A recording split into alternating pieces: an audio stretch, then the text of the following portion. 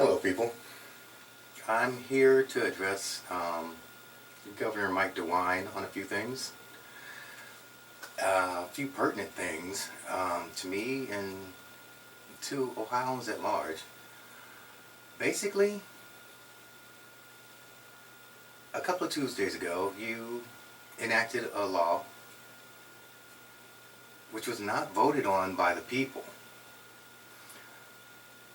You enacted a law that affects every citizen and every visitor to the state of Ohio. This law, to be more to the point, the stand your ground law, is dangerous.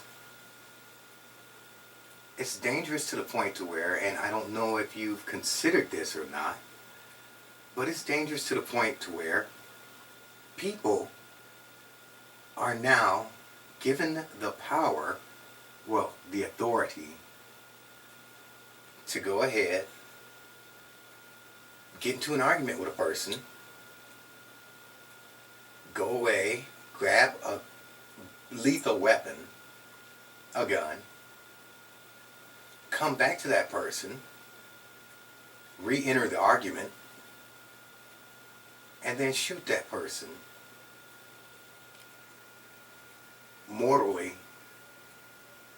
shoot that person, and claim that was you standing your ground. You feared for your life.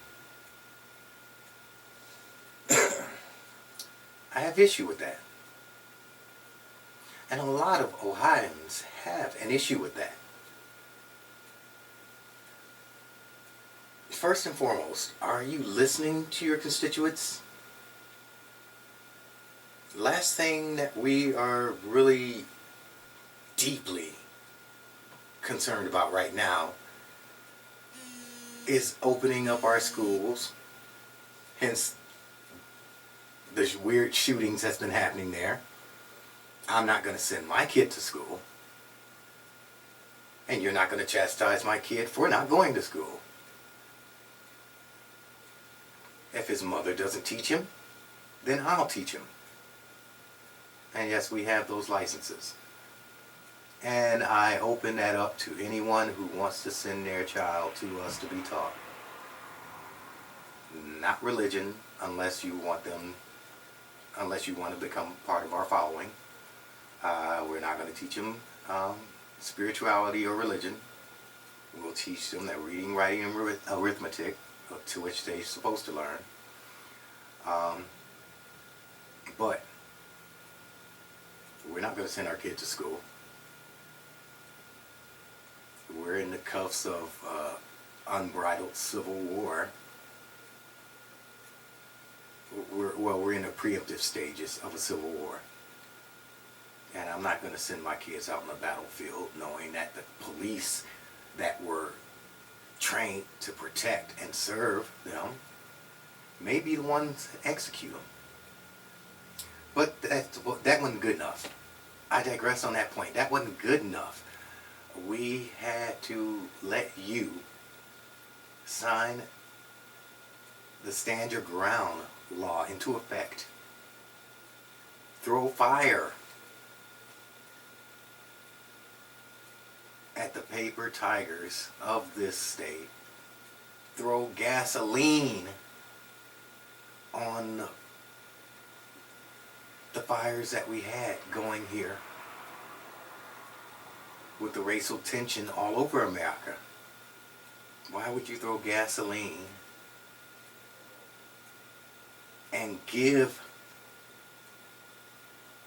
explosives to people that are saying, oh, yeah, I don't like that person over there. Let's beat down these Chinese people. Let's beat back these black people, and let's try to eradicate them all. Why would I give gasoline to a raging fire already by signing to law the Stand Your Ground ordinance?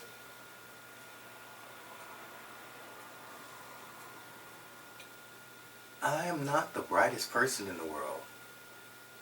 but I'm not them either. If I can sit here and just ponder the concept of, okay, I have issue with this guy over there. We just got into an argument. He slapped me. He pushed me. Or I just don't like him. Why don't I just walk over there with a gun? Get verbal altercations going between him and I. Have him walk up to me, or I just walk up to him saying, oh, don't forget, you have to have your phone on. I fear for my life. I fear for my life. And shoot this person dead. Because my governor gave me permission to.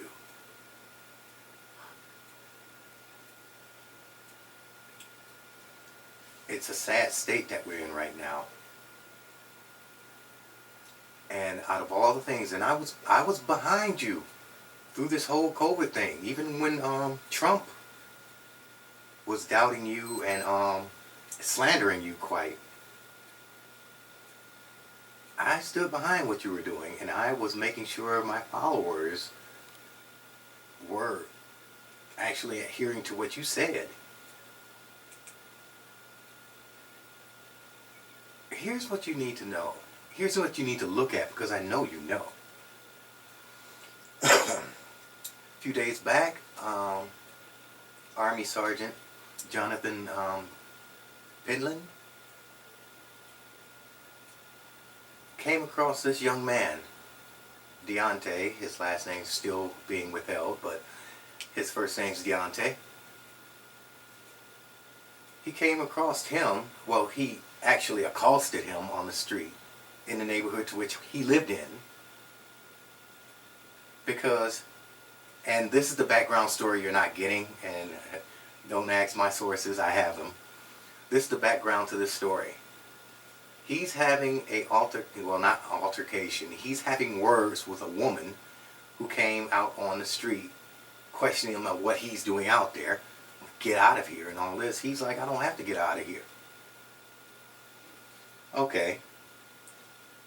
The lady across the street, Mrs. Pennington, Pitlin, Mrs. Pitlin, she comes out and she starts harassing him, getting into a situation that had nothing to do with her, mind you. She starts harassing him. Well, when Deontay started talking back to her, telling her that this is none of your business, I'm not bothering any of y'all, I'm walking down the street. Her husband, Jonathan, this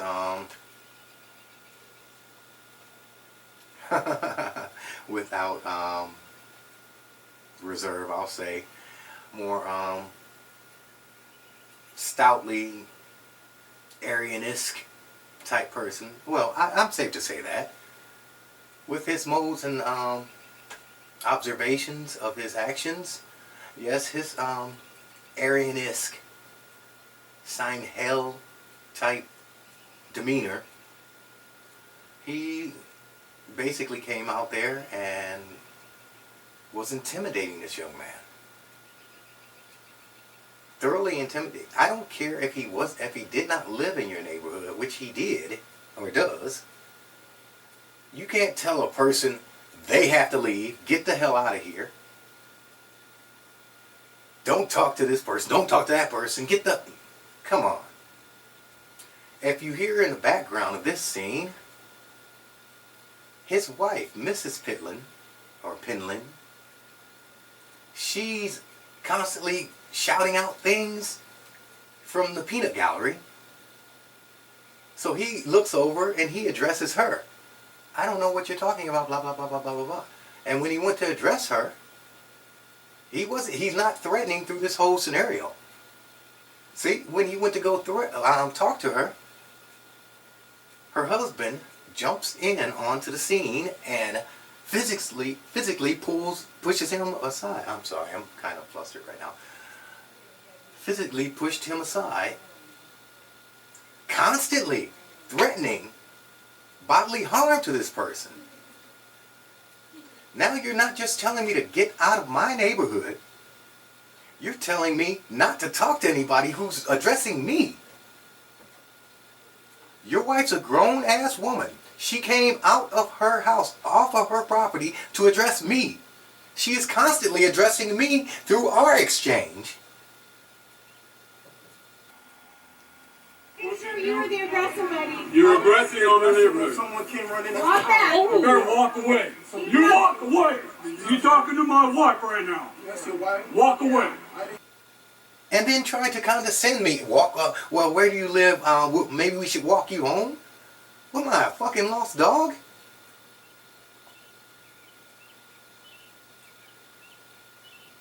At this point in time, and I swear to the God of my salvation, at this point in time, if Deontay had a gun, he would have been fully under Ohio law signed by you, Mr. Governor. He would have been in full right to blast Jonathan's ass to the next kingdom come. But he would have went to jail, right? He would have been sitting there fighting for his life. And 9 times out of 10 sent to prison. Alright, let's look on the verse side of that. This Army Sergeant, Jonathan Pentland, oh God, that fucking name. Let's just call him John. Pentland. Jesus. But, he comes running out of the house because he thinks his wife is threatened. With a gun. Certified to use that gun. By the U.S. military. And he kills Deontay right there on the streets. His neighborhood.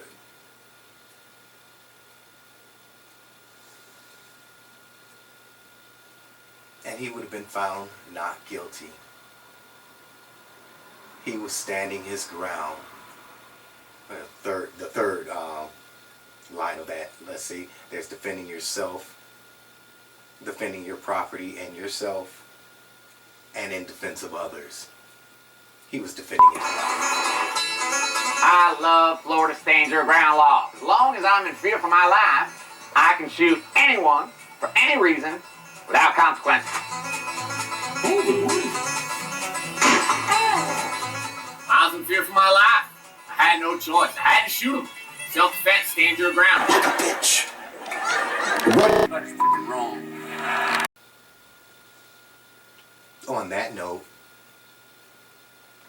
let's look at this story. This man here, who was basically defending his wife in a blind scenario, because he just had walked out of the store here. He walked out of the store, saw a man verbally abusing his wife in front of his kids in the car over a parking space, a handicapped parking space. You're not handicapped. This is not the first time you've done this to a black person in that handicapped parking spot. You don't own this store. Sure, you're a patron of the store, but you're a patron with forethought. Since that you actually have had this argument with other black people over this spot. One more black woman now left to raise children of her own, on her own. And now that this man, well, this person killed her man, her children's father, because he was defending her.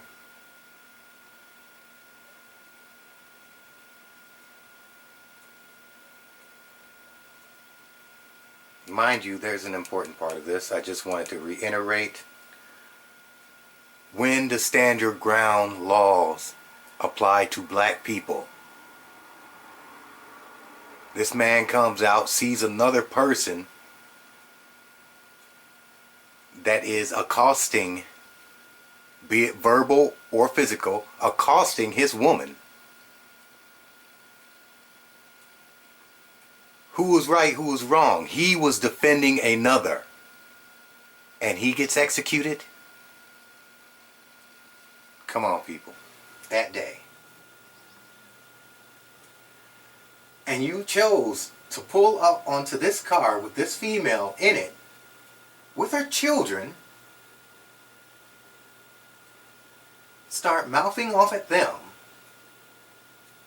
Mr. Big Man. Big man with the gun. 40-something-year-old man pulling up on a woman with her kids, minding their business, and complaining about property that wasn't yours.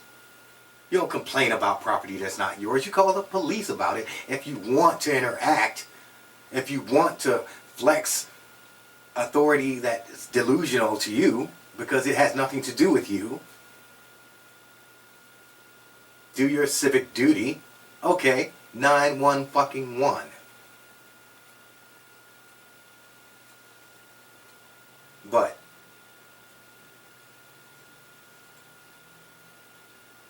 in transition of that, what we actually have was you gunning down a father in front of his children.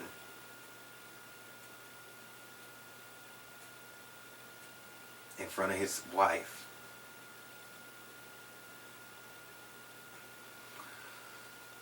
And you walked away.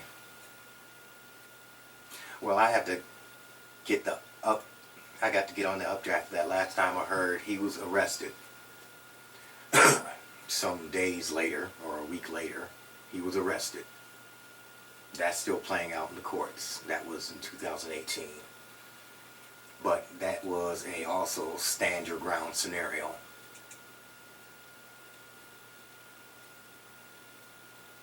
I'm not trying to say that people should not be able to defend themselves. We all, you guys know me.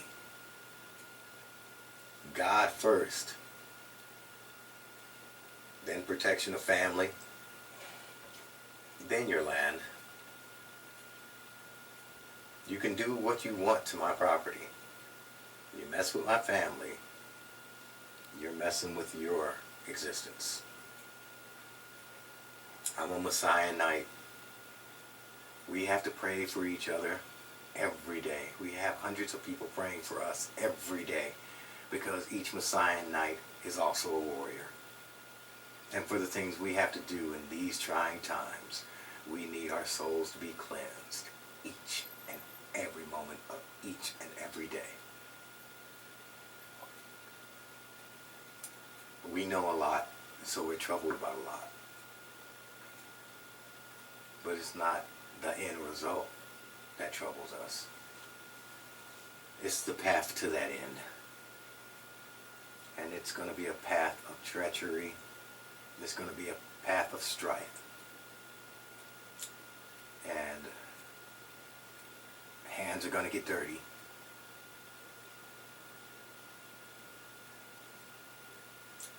When our Creator comes back, when our General comes to lead, each of us are ready, willing, and able to take up arms and destroy the Nephilim and their seed that are still existing.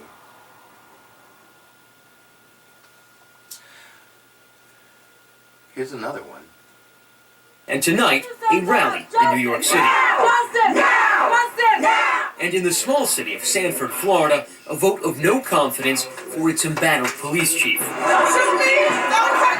These are just the latest twists in the case In solidarity! that is galvanizing the country following the shooting death of Martin. On February 26, he left his father's fiance's house to buy Skittles and iced tea during the NBA All-Star game, making his way along this path. And Crime Watch volunteer George Zimmerman spotted him, began to follow him. They always get away. Are you following him? Yeah. Okay, we don't need you to do that. But Zimmerman does anyway. He begins chasing him. This guy looks like he's up to no good or he's on drugs or something. As we learn from his girlfriend, Martin at this point is terrified. He said his men were watching him So he put his hoodie on. ABC News was there exclusively as she told her story to the Martin family attorney. So I said, what you following me for? And the next time he said, what you doing around here? Somebody push Trayvon because the head said this down. A torrent of 911 calls. A guy is raising his hands up. He's saying he shot. They're wrestling right in the back of my... I'm pretty sure the guy's dead out here. Holy The residents reporting these chilling howls. And then that single gunshot. There's gunshots. Zimmerman immediately claimed self-defense, which investigators on the scene accepted. But investigators also... Do you think Tamir Rice should have had the chance to stand his ground?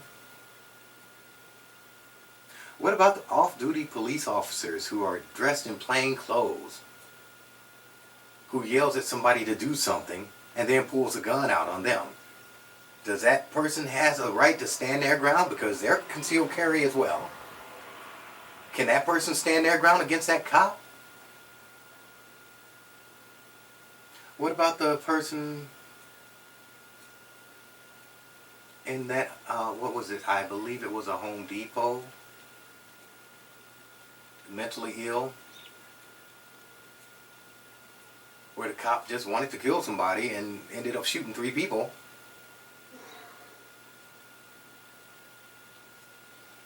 And then lied about it. Was that right? Is it right that people are getting executed over bad tags during a pandemic where there's a 3-month backlog to get new tags for their cars?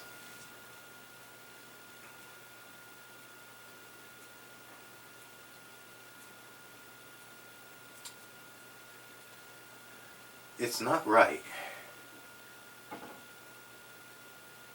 for young men and women to be humiliated, beat down, dragged out of their property, or killed over a misdemeanor,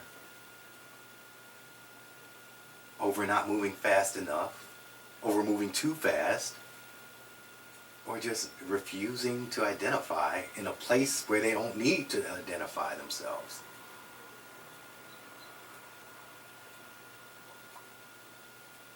Humanity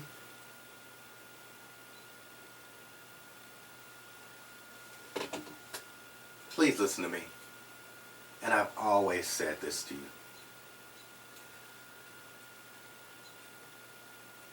You can bypass any of those 10 commandments as long as you adhere to one verse. One verse that eliminates everything. Be ye kind one to another, tender-hearted and forgiving in one another, even as God, for Christ's sake, has forgiven you. I see Ephesians 4:32. If you treat people the way you want to be treated, then nothing can happen but you getting the same treatment that you're giving out.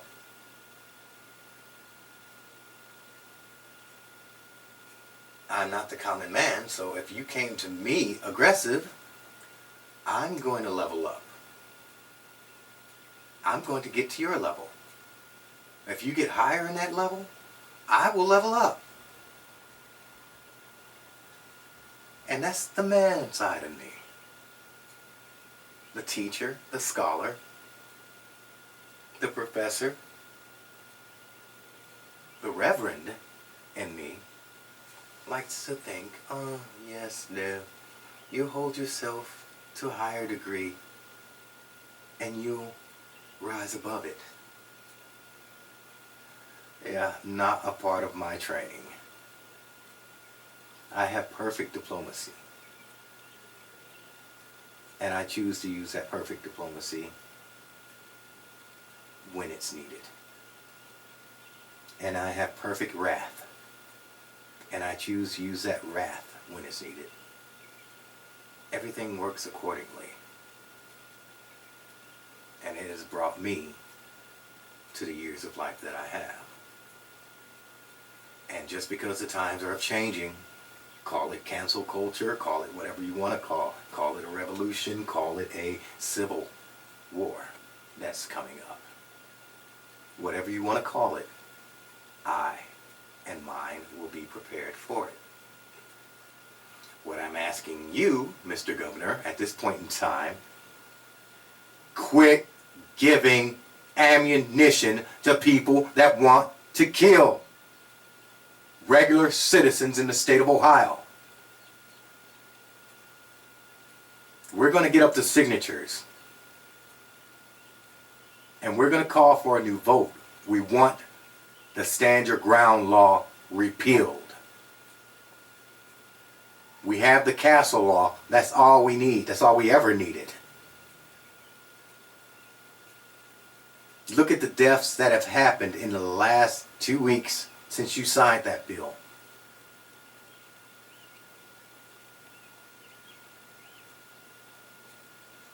Everybody is afraid of everything. Oh, he's got a gun. Well, I'll get a gun. Everybody's got guns now. Everybody's shooting everybody. Wild, Wild West, is that what you want? All you far right and alt right people. All you Democrats. Is that what you want?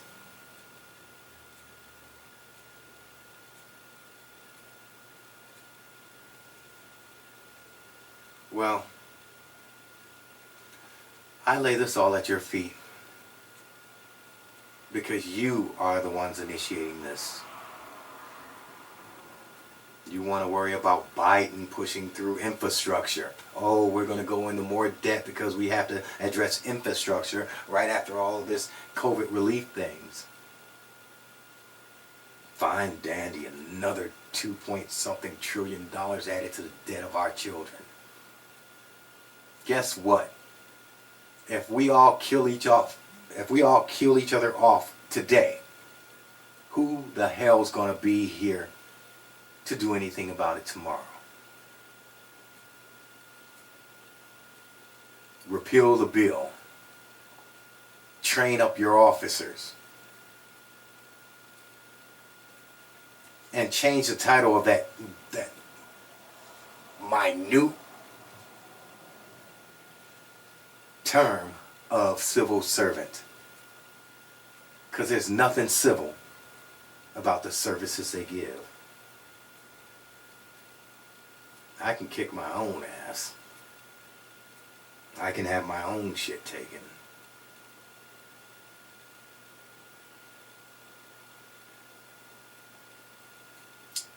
We have to get past this because it's sophistry.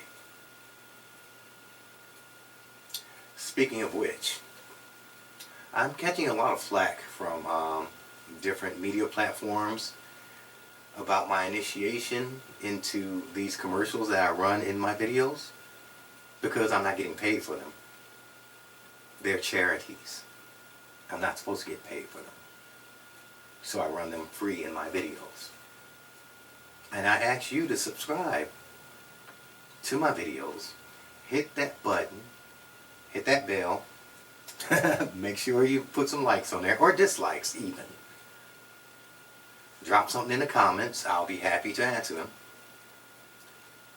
But make sure you at least take a moment to give the charities like these.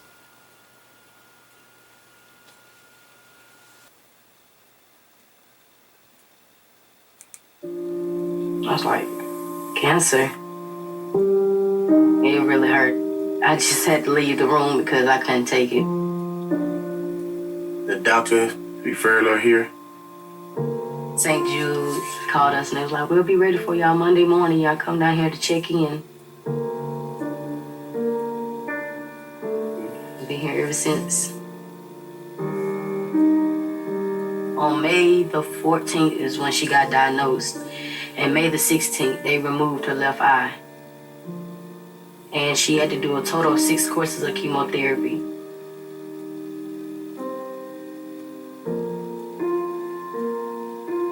We were worried, but now we ain't got no reason to worry. Everything look good, and she gonna make it all the way. And we thank God for St. Jude.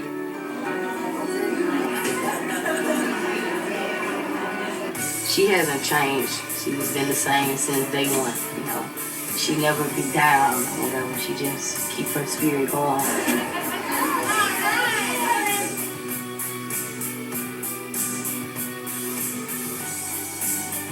You would never think that your child would have cancer. It really hurts, but you know, it's nothing like St. Jude. St. Jude would never send you a bill. You don't have to worry about it, and I really was thankful for that she was able to get cured without having us to come out of the pocket. It is a blessing. It gave us hope and faith to keep on going and never give up. Say thank you. Thank you.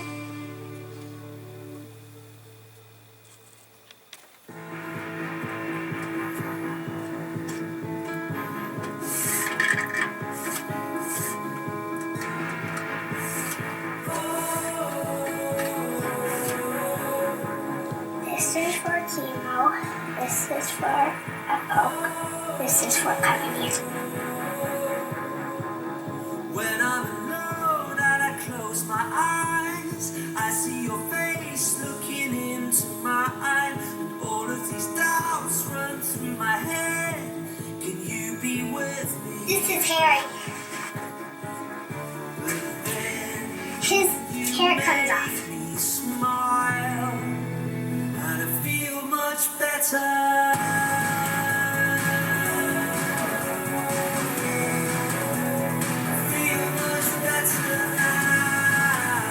I lost my hair before, but not this time.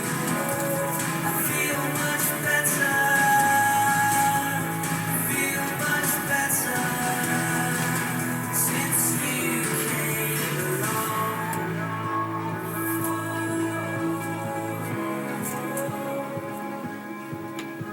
All done. I started coming here because I found something in my arm. The people here are really nice, but I miss school. After I get my needle though, I always get a hot chocolate.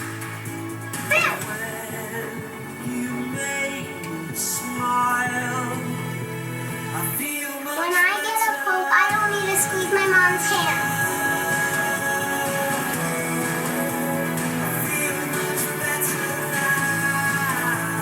Help me put them on.